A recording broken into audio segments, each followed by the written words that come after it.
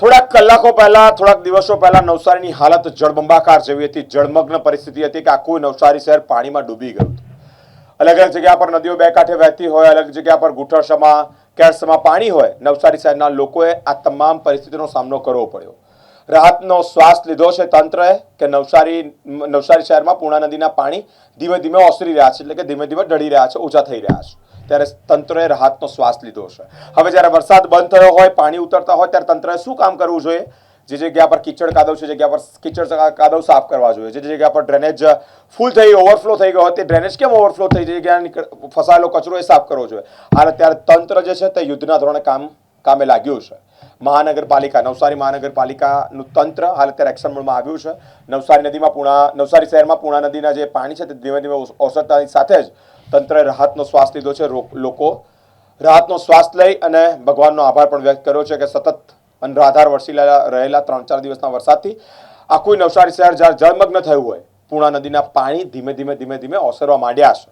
તંત્ર હાલ અત્યારે એક્શન મોડમાં આવી ડ્રેનેજ સાફ સફાઈ કરી રહી છે। કીચડવાળી જગ્યા પર કીચડ સાફ કરવામાં આવી રહ્યા છે, સાફ સફાઈ કરવામાં આવી રહી છે। સાથે જ કોઈ રોગચાળો ફાટી ન નીકળે તે ભીતિ હોય લોકોમાં, અને જેને લઈને જ મેડિકલનું જે એસોસિએશન છે, એટલે કે મેડિકલનું જે તંત્ર છે તે પણ એક્શન મોડમાં આવી અલગ અલગ જગ્યા પર કેમ્પો યોજી રહ્યા છે અને લોકોને દવાઓ આપી રહ્યા છે। નવસારી મહાનગરપાલિકા પૂર્ણા નદીના પાણી ઓસર્યા બાદ હાલ ત્યારે એક્શન મોડમાં જોવા મળ્યું છે। રસ્તાઓ પર જમા થયેલા કિચડ અને કાદવ સાફ કરવા માટે ફાયર બ્રિગેડના વાહનો વડે પાણીનો મારો ચલાવવામાં આવ્યો છે। પૂરની આફત બાદ જનજીવન વહેલું સામાન્ય થાય તે માટે તંત્ર દ્વારા તમામ કર્મચારીઓને કામે લગાવવામાં આવ્યા છે। નવસારીના મેયર, કમિશનર, સ્થાનિક ધારાસભ્ય સહિતના જનપ્રતિનિધિઓએ પૂરગ્રસ્ત વિસ્તારોની મુલાકાત લીધી છે। બંદર રોડ તેમજ શાંતા દેવી વિસ્તારમાં ડ્રોન વડે મેયર દ્વારા પૂરની પરિસ્થિતિનું નિરીક્ષણ કરવામાં આવ્યું। આ ડ્રોન કે જેના વડે અલગ અલગ જગ્યા પર જે પાણી ભરાયું હતું તે ડ્રોન દ્વારા તમામ જે નેતાઓ છે તેઓ પણ નિરીક્ષણ કર્યું। નેતાઓએ સ્થાનિક લોકોની મુશ્કેલીઓ સાંભળી સાંત્વના પણ પાઠવી છે।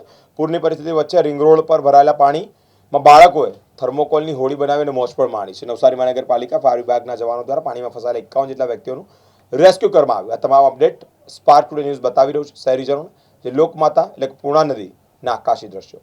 ગત રાતથી જે વરસાદની પરિસ્થિતિ હતી, હવે વરસાદ ઘટ્યો છે। પૂર્ણા નદીની જે વોટર લેવલ છે 26 માંથી 25ની આસપાસ થઈ ગયું છે।